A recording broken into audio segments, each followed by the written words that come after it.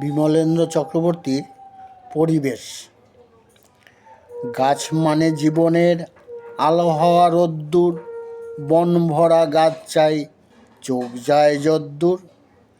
গাছ মানে পরমায়ু উজ্জ্বল বিশ্ব, গাছ নেই মানে এই জীবনটা নিঃস্ব।